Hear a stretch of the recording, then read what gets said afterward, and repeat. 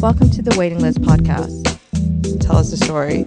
It's like many things you start building from scratch. And then I'm like, wait, I really do like watches because You've seen so many watches that makes you excited. I think I really do like watches. Yeah. I think it's a great way to see if you are a watch enthusiast. Welcome back to another episode of the Waiting List podcast, where today I, Daniel, am joined with my co-host, as usual, Jacqueline and Long Long.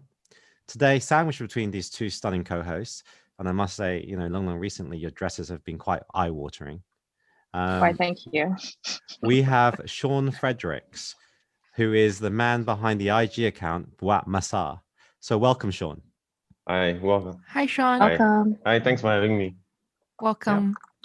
So now, Sean, I asked you beforehand, before we did this podcast, to do this podcast, but you declined when I said that James Bond Alex and I were going to interview you. But as soon as you learned that Long Long and Jacqueline were going to be involved, you proactively found me and you were like, yes, game on.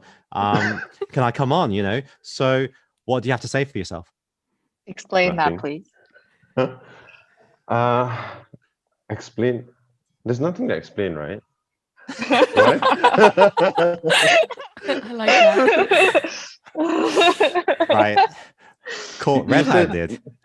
You said you're going to grill me later on in the interview, not at the start.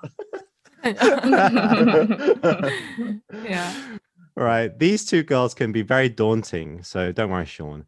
I'm going to hold your hand throughout this interview. I won't let these two girls take undue advantage of you. Whatever you say.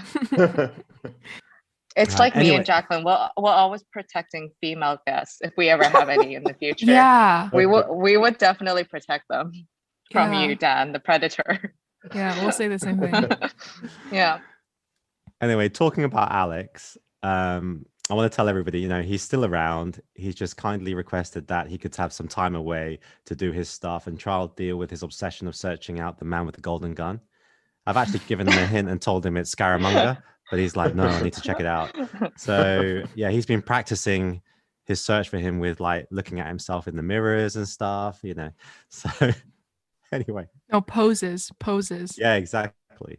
But something we have to mention before we start is that we've actually just newly launched our website, the www.thewaitinglistpodcast.com. So please do check it out and let us know what you think of our shenanigans on there. So yeah. Yeah, Right, I well think done, Jacqueline. the goal for the website for you guys who are listening is if you're at home and you're relaxing, feel free to open up the browser and you guys can just listen to the podcast on the website. We have Spotify links for each and every episode, or I think one of the pages on the website is kind of like a snippet about the hosts. You can read a little bit about our backgrounds because I know it's not like a public information that we often share on Instagram. So in some sense, it's going to connect you guys to us and we're all going to feel a little bit closer. And there's also a contact page. So now I know many people who are listening reach out to us via DMs. We really want and would encourage this if you guys can share any thoughts or feedbacks through the contact page on our website. It goes directly to our emails and we'll get back to you, as soon as possible. So we're excited to hear what you all have to say. Yeah. Great. And actually, we've also started doing some Clubhouse events. So pay attention on the Instagram pages, and you can follow us on Clubhouse and actually engage in the conversation a bit more. It's going to be different from the podcast probably, but yeah, for those that have been supporting us, thanks so much. So right now that's all over with. Let's get on with this interview. So Sean, what does Bout Massa even mean? Actually, we have a Taiwanese Malaysian here. So do you know what it means? Nah. Useless. Okay, to be honest, Jacqueline, do you know masa in New York? Like the like restaurant? a Japanese restaurant. Yeah, that's honestly Is the that what first you thing I thought thought of? about when I first met him. I was like, masa. Like, that was it. Like Yeah, That's how you tell that Long Long's a foodie. Like the only masa I know is the masa from Hodinkee. Like in oh Japan. yeah. Right. Yeah. But Yeah, tell us, Hodinkee, Sean, what does Japan. bout masa mean? What masa in Malay means make time. make That's it, yeah. time. Oh, Make time, yeah. Okay. I like Yeah. that. Okay. And why did you call it that? Because, I mean, like when I started the IG, my whole aim was to, make time for a hobby, a passion. Yeah, exactly that. So it's mainly about watches, but also about design. Anything that looks, just that. It's pretty straightforward. Yeah. Well, I'm really That's glad such a you've got thoughtful name. Yeah. Yeah, I'm really glad that you Thank you. got away from these oversaturated photos because they were really doing my head in. Did he stop them? Kind of stopped them. Yeah. Right. It's a learning process, right? Yeah, exactly, Dan. Can we just retract, and can I just know your thought process? Like when you made it so highly saturated, what were you thinking? Just had to burn my eyes. No, no, when I started, then who's this? Pat Yeah. introduced me to some. Said, oh, you should try some softwares to how to say, make to enhance your pictures a bit. So I just went overboard with Snap with Snapseed. So He like was a bit. a bit maybe times 10. You know what I'm curious about? Because Pat is so like says the most politically correct things. Like he never says anything mean, right? So when you send the photo back to Pat and you're like, Pat, how's it? what did Pat say? No, that was my mistake. I didn't send it to him. Yeah. So I thought it looked good, so I guess not now. No, don't listen. Don't listen. Yeah. Okay. Yeah. I can't wait for the day that Jacqueline follows your lead and also goes oversaturated on the pic. No, I think I just quickly took a look at Sean's Instagram because he's like a tatted guy, and then when you like look down at his wrist shots, and then when you play around with the saturation, like his tats and like the texture of his skin really comes out. It's like really this like masculine looking pic. Yeah, and then you see his face. No, stop it, Dan. Stop being so mean. Dude, Sean, you should get some tattoos on your face. You're mean. I was saying, like, as soon as you see his face, you realize he's even hotter. What were you trying to say, Jacqueline? Okay, honestly, that is true because that is true. Like, so the first time I met Sean was at the Shanghai Watch Festival, and Sean, you came up to me and you're like, I'm like, everyone's just like, I'm whatever, but by the Instagram name, and I literally was like, no way, because in my head I was like, gonna be a fat fuck, like, you know, with, like super fat with like arm tattoos, like beanie. So he does wear a beanie, but I was like one of those mid people in the US, the ones that grill that like make their own barbecue and smoke their own meats. That's what I imagined in my head. Okay. But like, and in Southeast Asia, we have a lot of Malay people who think that black. You know what I mean, right? Yeah. They act like they're black, and they act as if they're like Fat Joe, that kind of vibe. That's what I thought Sean was gonna be like. So when I was like, oh wait, that's Sean, I was like, whoa, nice surprise. Yeah. Thank you. Actually, Long, you know, when you went to the Shanghai Watch Festival, it was an opportunity for you to meet everybody by their Instagram handles, right? I know. So what was it like? It was so funny because it's like, you're trying to remember, and it's not like, you know how on WeChat you can edit the name and then put the person's name, right? So I remember I met Joe for the first time there, and then he messaged me and he was like, and I was downstairs, and then I was gonna go back to the hotel, and he's like, hey, I'm Biaoist. And then when you meet for the first time, instead of being like, hey, I'm Joe, hey, I'm Biaoist, and everyone this like that, and you're just like, I'm not gonna remember anyone. Wait, but what if you Like- don't know their IG handle? Like if someone random comes Yeah. up to you and like, "Hey, Long Long, I'm such and such," Yeah. and what do? You're yeah, like, I don't. "Oh, Just play along. yeah, Like you have a great page. yeah, Like, okay. yeah, And then go and check. yeah, yeah." Yeah. So Sean, what made you Yeah. actually start your Instagram page? Because you started off pretty late, and I know Yeah. you have your own private page, which we won't go Mhm. into, but you also knew that we were doing it, but you still did it quite late. What made you decide to do it?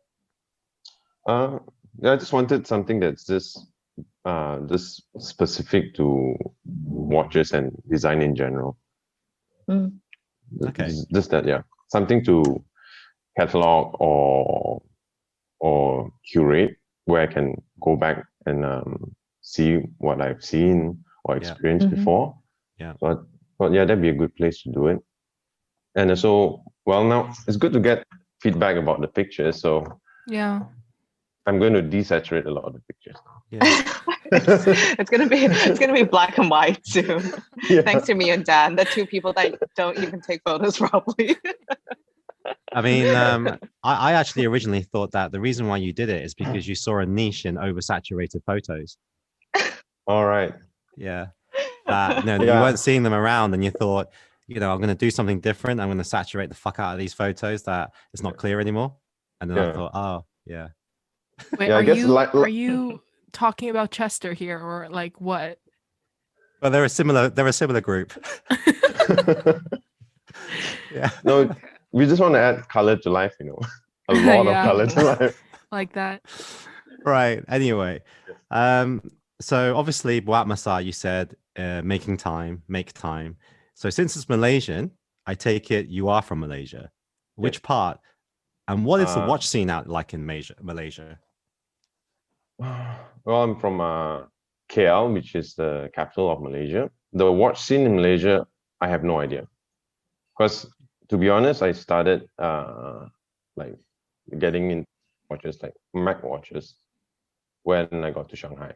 And the first watch thing that I joined was the first watch festival.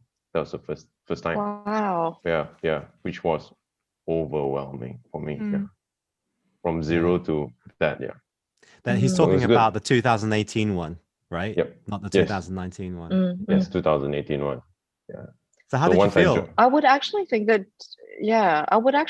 the 2018 one is more intimidating, even though I Yeah. wasn't there, but it's just like, because it's so small, you can't get Yes. like people actually can see you. Whereas the second one, you can just kind of like do your own thing, right? Yes. Yeah. Yeah. Yeah. So, how about Long Long? Are you familiar with the watch scene out in Malaysia? Not at all. But then I do see that nowadays, like there's a few Malaysian watch clubs that started, right? Mm. But there are huge collectors in Malaysia, like huge collectors, and they have all the big brands there. They have the ADs and everything, and then you have all your princes and princesses, right? Yeah. And they have all the most epic pieces, right? Yep. But yeah, I'm not familiar, honestly. Mm. Yeah, Okay. but I do hear a lot of great stories about great, like huge collectors there. Yeah. So, for my ignorance, and I guess to some audience that are in the West that aren't familiar with the geographical position you Mhm. guys are in, what is the relationship like between Malaysia and Singapore, Sean? Like, how do you guys see each other? And maybe you can go into like, how do you differentiate each other? Like, I mean, we've had a good chat about it before, and like, we're not going to repeat that here, but yeah, tell us. I mean, Singapore and Malaysia, as people, we are the same. I don't see a difference between Singapore and Malaysia. Maybe I guess the most glaring difference between Singaporeans and Malaysians is Malaysians have better food. Yeah. Malaysians are nicer. Come on, Malaysians are chilled. Yeah, I guess we are a bit They're more so chilled because chilled. our government is chilled, so we as the people are chilled as well. Yeah. But yeah, we're the same. I mean, we do take the piss out of each other all the time, like Singaporeans and Malaysians and Malaysians and Singaporeans. It's very similar to what you see between say Canada and the US, where they make fun of each other. Yeah. Yeah, it's just a bit And of I think it's like I think it's like Taiwan and China, by the way. So Taiwan is the equivalent of Malaysia. Economy is a bit slower. People are like living on an island, super slow, super nice. They talk to everyone. Like you can just go buy food and a stranger will talk to you and you can laugh about something. And then Singapore is a bit faster. So it's a bit like China. People are like people think they are a little bit more superior. And then they try and like differentiate themselves by being like, I'm more educated, whatever. Economy is better. Yeah, that's the main difference, I think. So it's a bit like what, just summarizing, Sean says that Malaysians probably think they're the same, but Singaporeans probably don't think that that's quite true and think that they're slightly more superior. Is that right? Yeah. Okay. Yeah. Because even in Taiwan, a lot of us would say like, no, we're part of China. But then if you go to China, it's like, no, we own Taiwan. Yeah. Right. Yeah. I see. What's the population of Malaysia and what's the population of Singapore? I think Malaysia is at 30 million and Singapore should be 4 million. Oh, people. wow. Yeah. 4 million. Yeah. Okay, right. So, but they do get 1 million Malaysians going in every day for work. So it's 3 million. That is true. Yeah. Yeah. That's so negligible, man. But Exactly. very powerful in the group that they're in. But macroscopically, maybe not so. So how long, because you're now in Shanghai, how long have you been in Shanghai and what brought you here? I've been here, I think this is coming to my 6th year in Shanghai. Brought me here 2 things. One was work, then the other was my wife, because she moved here before me. A few months before me. Yeah. So you, like the under the thumb husband, just followed her. Is that right? So what is wrong with this guy? Yeah. Like, I'm embarrassed to be on this podcast. Oh god. Sean is like, what the fuck? Sean doesn't know how to respond. He's only laughing it off to brush it off. We have to save him. I so wish that people could see Sean's face. Like, what the fuck? Like birds are chirping on the side.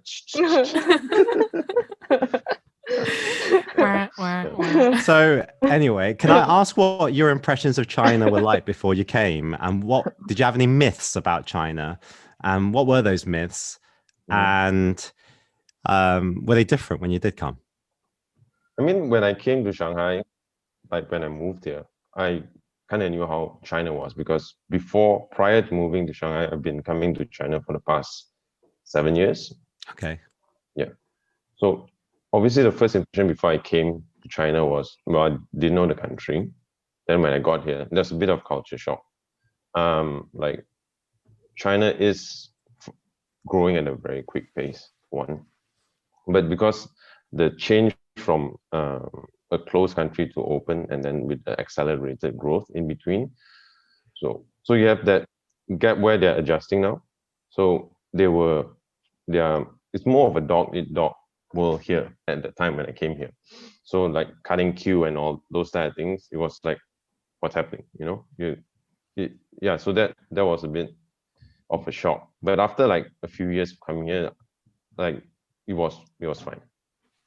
But now, from I think the past decade that I've been coming, the growth, man, it's on another level, man, which is extremely impressive.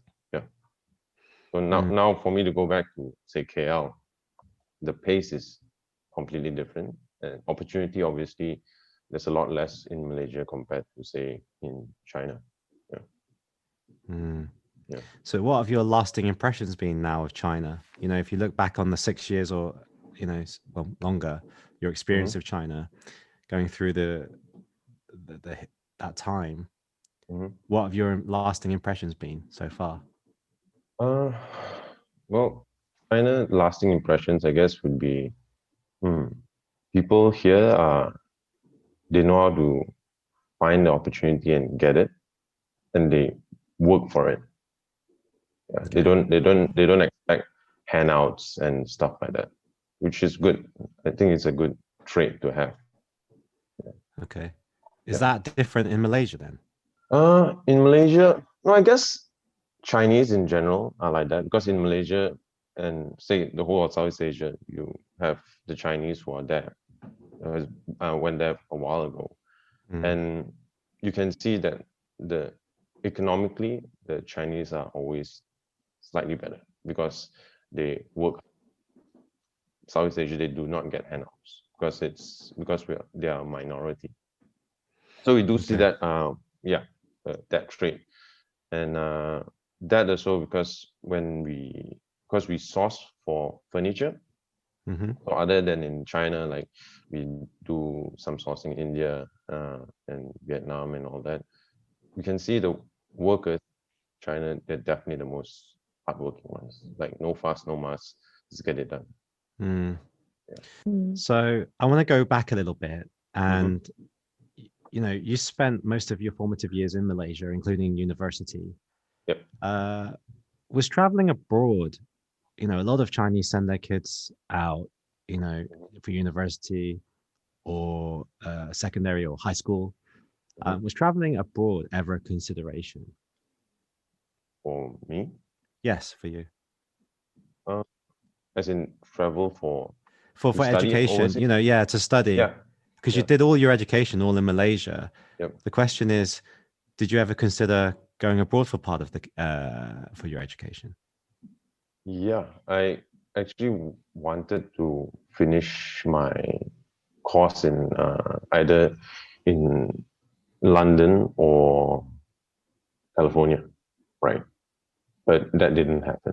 So because we did some changes, the plan was to finish my degree in Malaysia, get to work, get some experience, and then later on go do my master's overseas. Okay. Yeah. And what happened? Why did that not happen? Life happened. Mainly work.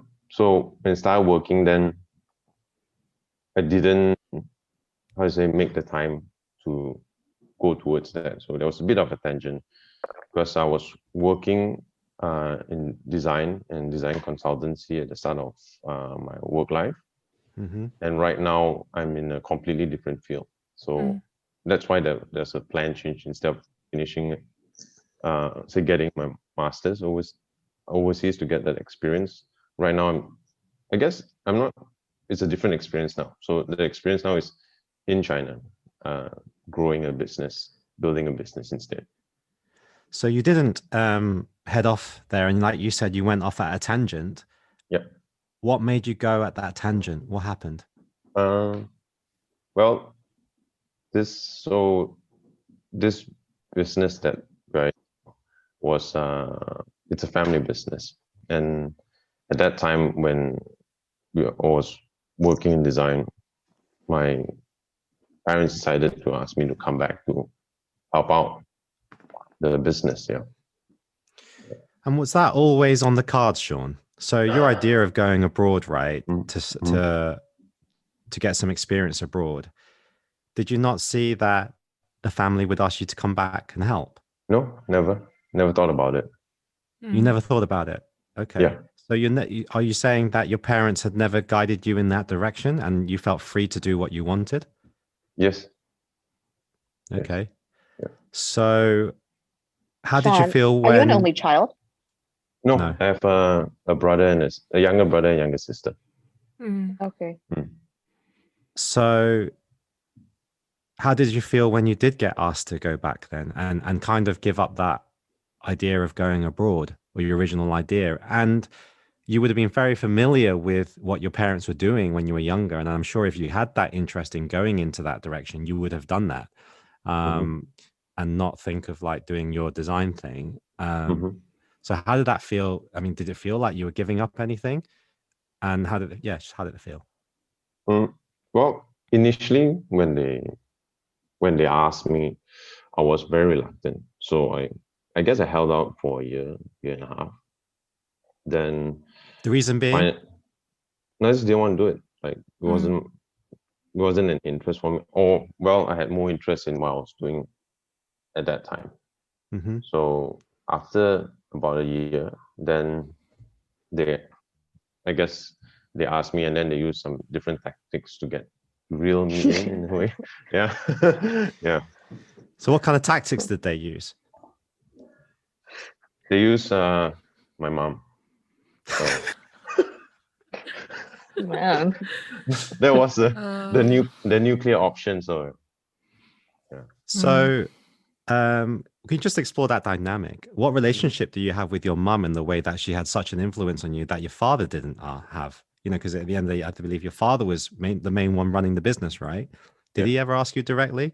And why is it that your mum had more of an influence? I guess my dad like just asked me passingly, but then, well, he doesn't push for it, so I said no. Then obviously he speaks to my mom in private, right? So I guess he used my mom to get to me. That's all, because I guess I listened more to my mom. Yeah. Mm-hmm. Okay. Did he ever use the card, you're the eldest son, you have certain responsibility on your shoulder? Did he ever use that card, or he just went straight to your soft spot, which is your mom? No, it just went straight to my soft spot. Yeah. I think that eldest son card, right? I get that, but I don't get it from my dad. I get it from my mum. So let's say the mum comes in, that's her card to play. Yeah. Yeah. It's a bit of a shit card because it's not really something you can change. Yeah. So Sean, how was it, working in a company that you probably didn't really want to work in because it wasn't what you wanted to do? That's number one, not what you wanted to do. Secondly, it actually impacted on what you originally wanted to do. Yeah. And then thirdly, working with your family. Yeah. So three things. Well, I guess the first year was when I started was an adjustment. Well, I had to relearn stuff. Then obviously there are some clashes because the way I thought and the way they were doing things were different. But definitely there's some clashes. But after about a year and a half, then I started to get used to it, to understand how it worked and how to use what I've learned before and try to incorporate it in business to find a new niche or find a new market or to expand into. So yeah, after a while it got okay. Yes. Yeah. Yes, Long. I'm actually really curious. What do you think about working with Chinese people? Because the way they communicate and the way they function is just so different from Southeast Asian people. So what was it like working with them? I guess the dynamics between working with for example, my biggest shock, right, with working with Chinese people was whatever they tell you at dinner or a meeting, they tell you to your face, like, okay, blah blah blah, you think that the deal's done, but actually they don't mean it. So then slowly you learn what they tell you to your face doesn't actually 100% mean that it's a yes or a no. So you just got to go back and analyze this. So that was the biggest shock for me. That's what I'm trying to get at. Like, what do you see? Yeah. Working with Chinese, I haven't really. Yeah, I think you're right on that point. But yeah, I guess the first few times there was a lot of over promises that I thought like, okay, he said okay, then I guess we're good to go. And then I find out like a month later, because during production, like, oh, we can't do it. Then we have to try to sort stuff out. But yeah, so we just need to, from what I see is like, I just need to put in a buffer and then we should be able to work it out. So those things, I think are still okay. What I'm still understand being here is to how to communicate with them, or I say to build guanxis in China. It's different how we do it, say in back home, right? So yeah, I'm still in a learning process on that one. Yeah. Okay. I think I can shed some light on that. Like, I don't know if you guys have listened to Miles Fisher's podcast with Bob Iger. who is the Yeah, I Walt have. Disney CEO, right? That was amazing. Yeah. And he says something about like, just say yes to it and then try and figure it out, like, and just work hard at it, right? And now if you think about the rate of growth in China and the opportunities that were available at the time, it was a very, I think it's like that. Say yes to it, right? And then really try and work it at it and try and make it work. There's obviously occasions where that doesn't work. And but I think the initial part is to say yes, right? And at least show some kind of attitude, positive attitude, that you really want this to work, and see how that opportunity goes. So I think maybe that has something to do with how Chinese, what you mentioned about that. Yeah. Would you think so, Jacqueline? That's a good point. Well, I was gonna even ask you guys, like, why do you think Chinese people say yes to your face and then you find out months later that they didn't mean it? Do you think it's because of 面子, or they just want, like, you see, I don't even know, because I've never worked in China. I only know China from like my roots perspective. So it's like my family is where I was born. But slowly and surely I am getting the sense of when you're working in a Chinese society, there is a specific textbook that you go by, and you can't Yes. really buy that book anywhere. You just have to figure it out yourself. Yeah. And I first got that sense through my friends around me, who their families run really big companies in China.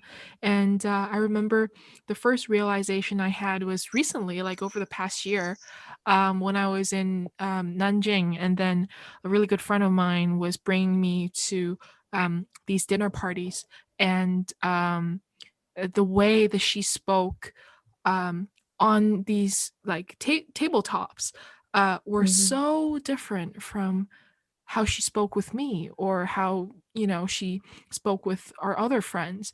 So I just approached her. I was like, you really know your way, like a way that I'm not familiar with.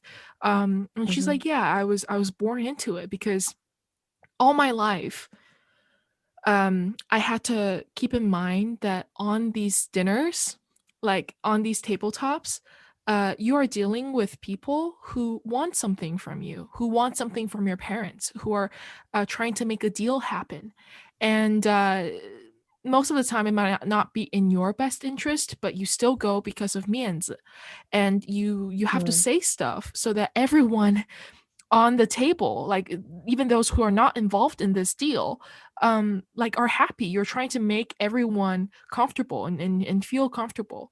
So you learn how to speak a certain language, but it's also the way that you say it, right? Like sometimes the way you say, I mean, this is different when you're trying to explain in English, but there is a more like thorough way of saying a certain thing in Chinese that might mean yes, but then you can also interpret it a completely like in a different light. And for those who are used to that scene, that textbook that we're abiding to, they might know, okay, so you're just saying that this so that we both look good in front of our other friends and whatever, but you might not actually mean it, and it might lead to a private conversation later on down the road. And by the way, I'm just saying this from like my observation. I have no idea. I've never been involved in a ju like this. So but that's just from what I've observed personally. Yeah.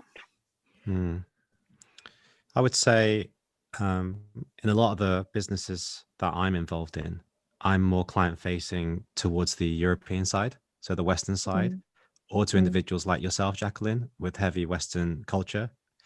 There is a certain barrier that I can't cross, but I've been privy to the meetings that occur like how you described. And there is, I definitely think there's a 面子 thing, because that's a very broad topic. But actually, I also feel that people try to avoid being 尴尬，有尴尬的那种感觉， right? Yeah.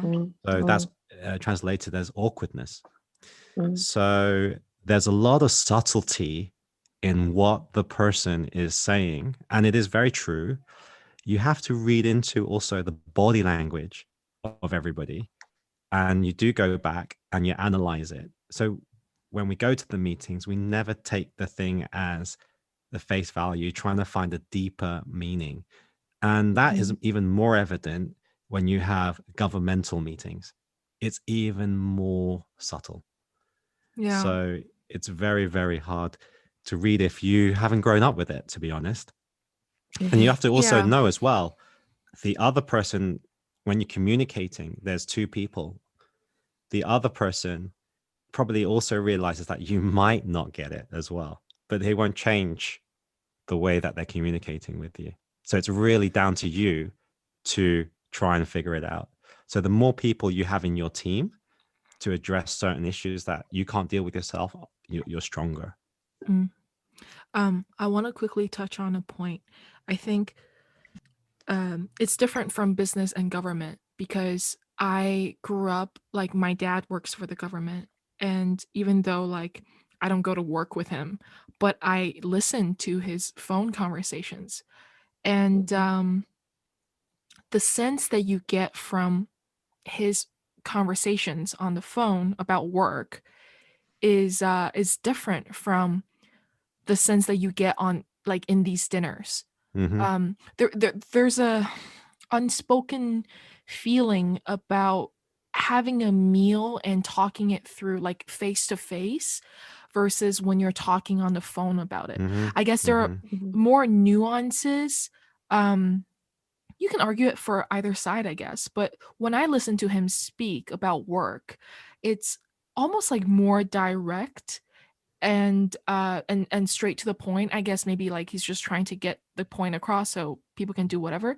But then when I go to dinners with my friend and whatever, even when I go to, like, family dinners where my dad invites his friends from work, and then, you know, you start off with colloquially, like, talking about whatever, and then when they start talking about work, the atmosphere shifts, and then it's as if, like, I don't even understand what they're talking about anymore. Like, on surface, you know what they're saying, but then you get the sense that it's not really what they're saying, and that only they might know. But this is, like, based on government. I think it's, like, completely different when you're talking about business and when you're trying to make a deal happen. I think maybe they're, like, even more nuances. I don't know. Yeah. It's a different scenario because in governmental, it's very hierarchical in China. So the power, if you're in a certain position and you have the power, because government is about power, right? Therefore, how you speak to maintain that power, to use that power, is different. If you then go into a business setting, it's a compromise. A business setting, a negotiation is always a compromise. So it's different. But I do feel that whatever conversation, it does revolve around the triad of 面子, 尴尬, and also 不要得罪人, like these three things, which is basically in Chinese, giving face, avoiding awkwardness, and don't burn bridges. Don't burn bridges. Don't insult somebody unknowingly. The worst one is unknowingly. Yeah. Unknowingly, yeah. So I think, but we'll get back to you, Sean. Sorry about that. No, it was good. It was very interesting to talk about that. Yeah. So good lesson for me. So here you are in your company, and you're working with your father. Things didn't go to plan though, did they? When you worked for your father, I believe. Yeah. So what happened? I think 2 years in, there was I guess, clash of how we thought of things. And well, the company also went through a bit of turmoil because one thing about my dad, he's a very straight person. Like, he's probably the most honest person I know. And he has only two passions in life. One is music. The other one would be family. So, like, straight guy. So what happened was his partner at that time kind of screwed him over, the company. Well, I never liked the guy in the first place, ever. So I was always like, the guy's an asshole. The guy's a dick. Don't work with him. We can do it ourselves, because I mean, we are the one doing a lot of the running and sourcing. So we don't need him. So there was a lot of clash, so a bit of argument here and there. So when it happened, so obviously I was very angry when that happened, right? I say, oh, like I want to say, I told you so. But well, so that happened, and then we had to, I say, start from say the bottom again. And well, when we did that, the first maybe year, it was really hard to work together because we were upset with each other, and there was no communication, and we had to talk through people instead of talking direct. Because anytime we talk direct, there would be like we get into a verbal argument, not physical but verbal. Yeah. Then we worked that out after. Well, with time, everything passes, so we worked it out, and obviously that. Well, we could see eye to eye, and to see like where both of us maybe had some faults during that whole period. Yeah. What was it like? What was it like? Because you live with the guy, right? Did you live in the same house? So what was it like in that kind of environment? The reason why I'm asking is because I've had that, and I'll share it after you. But I just wanted to hear your side first. Well, it was. I guess it was everyone. There's always a lot of tension in the house. So besides work, there was nothing we would talk about together, and like we didn't want to sit at the same table, and it was not a nice time. Yeah, it was tough.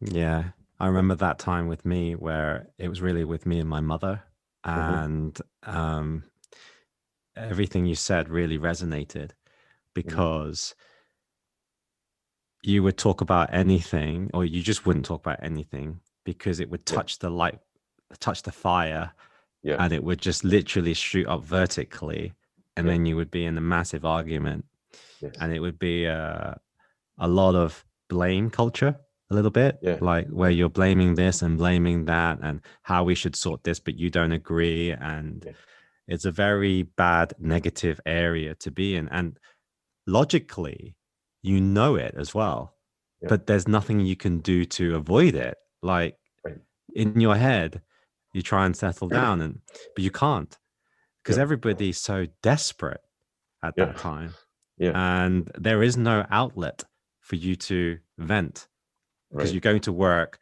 you're trying to hold it down, but then when you get back home, there's no outlet, and everybody else who's working on with you, the project with you, feels the same. And I remember just the only place I could go was my room, just to hide, because I didn't want to see anybody. I didn't want to see her. Again, it factored in the time of not being able to sleep well as well, so I remember that taste of that wasn't very nice. But like you said, you got through it, right? Yes. But did it come to a point where, you spent a few years clashing with your dad, this thing happened, you clashed again, that to go forward, there had to only be one person who was leading the team and not two? Yeah, I guess that did happen. Like once we got through it, we made our roles very clear, like what each person would be doing, and from there things got better because everything was clear. Everybody knew what they had to do at that point in time. Did it factor in also a point where you maybe, I don't know, like was your father getting older and you had to kind of take the reins a little bit, so there was that natural progression? Yeah, that also played into it. Okay. Did you ever feel like giving up? Oh yeah, of course, man. Yeah. And then what got you through then? Because you weren't making money. It wasn't really kind of what you wanted to do. Yeah. You were still young. You still had plenty of opportunities to chase what you wanted to do. Yeah. So what made you stick at it? What got you through? I guess I wanted to prove, not just me, like I wanted to prove that us as a collective were like we could do it, Simple as that. Like, you could do it, so why give up, right? You say you get screwed over, then so what? Just get back up and get to it. And yeah, that's the main driver of it. Like, what drove me to not give up and continue on. Okay, because so what you're saying is you wanted to see the project through to the end, and you knew you had the capability to do it, and you wanted to justify that. Yeah, pretty much. Yeah. Okay. Right. Yeah. So I know you then subsequently started your own company, right? Yes. Okay, so how did that come by? When that happened, so obviously there was a break. Then I decided to start our own, like on our own instead, because I believe that we had value. We had value to, say, customers or anything, or in the market. So that's it. The first 2 years was tough. A lot of cold calls, a lot of well, there wasn't anything happening. So, but we continued working on it. Yeah, then we broke through after 2 years, and yeah, then ever since then it was good until COVID. It's a bit of So what do your parents think about you doing your own thing? Obviously I did it, I didn't tell them that I was doing it, so it was mainly just me and my brother, like, okay, we're going to start something up just in case shit hits the fan, right? So well, when when that happened, my dad was pissed, and my mom was pissed at us, right? So, but then, like, oh, if you do this, we're done. Like, okay, it's all right. Like, if that happens, because I'm not doing it. We are not doing it only for us, right? We want to make sure that we can do it, get it right, and then we can do it for the family. It's not just about us. Yeah, because the guy we knew that it was going to happen sooner or later, that he was going to screw us over. Yeah. Oh, so you had planned ahead. Yeah. Okay. So when did you tell your parents? Did you tell them after the shit hit the fan or before? After. And how long after? A week. Oh, so pretty quick. Yeah. So I thought, like, it's time to introduce you to our backup plan. Yeah. Yeah. Right. Yeah. That would have been a place I wouldn't have wanted to be in, man. Yeah. But I think it was for the good of things. Just get it out, and then sometimes you just have to drop what is toxic, right, and move forward. So that's what we did. Yeah. 长痛不如短痛. Yeah. Good advice. Exactly. Yeah. So what advice would you give to people actually starting their company? To young people? Okay. What do you need to be a successful entrepreneur? Personally, I think, you have to understand what you're doing, but you don't need to be like, you don't overthink things. Like, plan it and do it. Because if sometimes you overthink it or you spend too much time on it, you may miss the window of opportunity for you to get in. Yeah. And yes, obviously you need to work smart, work hard. Those two things, I mean, all these things have to come together to make it work to start a company. And don't be totally fearless. You need to have a bit of fear always in the back of your mind, but don't be too afraid to take any risk at all. Because you don't take any risks, you won't be able to move forward. Yeah. Okay. So summarizing that, it would be to act, right? But act diligently. Yes. So always with a sense of risk, but always moving forward. Would you say that? Yes. Okay. So that's on the business kind of advice. Do you think that follows, because also, you've had some life experience now. What life lessons would you give as well? Life lessons and Would they be similar to what you said, or would they be different? Because I'll give you some thinking time. I had this conversation with a friend yesterday as I was walking her to her next appointment. And we said that being successful, we just throw out this word of being successful. And successful in career-wise isn't the same as being successful on a personal-wise level. And it goes to say, like, where you have lots of people who have lots of money, right?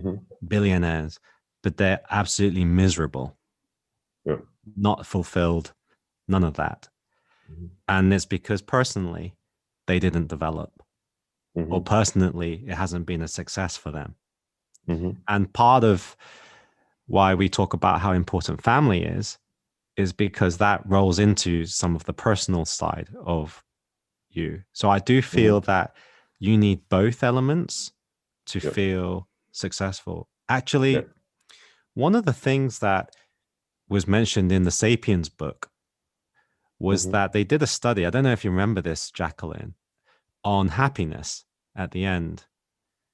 And it was a study where they got loads of people, I think, typical questionnaire survey, all that kind of thing. The happiest people were the ones that had a stable family. The family was the anchor of the main marker for happiness. So that's why I think life lessons are also important as well as the business lessons. So now I've given you some thinking time, Sean. What would you say? Yeah, definitely learn to prioritize between work and family. You definitely need that balance, because if you're all about work and not family, you end up alone and unhappy. That's what I've seen. I mean, for me, it was a learning curve, like especially in this 2 years. That it really changed for me. Yeah, especially with now having a kid. And so that really changed my perspectives on things. You need a real balance in life. You can't be only at one extreme. I think having observed you balance that really well, the way you prioritize your family. I'm not saying that because you're on the podcast and you're my friend. I actually feel like I can definitely feel you prioritize your family ahead of everyone. And it was a unfair of joke on that thumbprint on your head. It's just a bit too big to not notice. That's all. Yeah. I mean, I got. I mean, my wife has really supported me or taught me how to do it. Because before this, I was really just about work. That would be my only priority in life. Yeah. So how important is that partner? Very important. Yeah. Help you get through things. Yeah. In what way? I guess help you get through things. Sometimes you need somebody there, like just say even just talk to, or just to share a laugh after a tough day. Keep your mental health in check. Good. And finally, the last question. Did you make any mistakes in hindsight that you could perhaps share with us that you would advise your younger self? Yeah, I think the biggest advice I would give myself was patience and to be a bit more strategic when I was younger, because it would have worked out a lot better now if I did it. Well, the journey would have been easier and smoother. Could you explain a bit? Can you elaborate, please? Like perhaps give an example so that people can relate to it. Like say business-wise, if I was more patient or more strategic, I would have planned, laid down groundwork for say my backup company a lot earlier.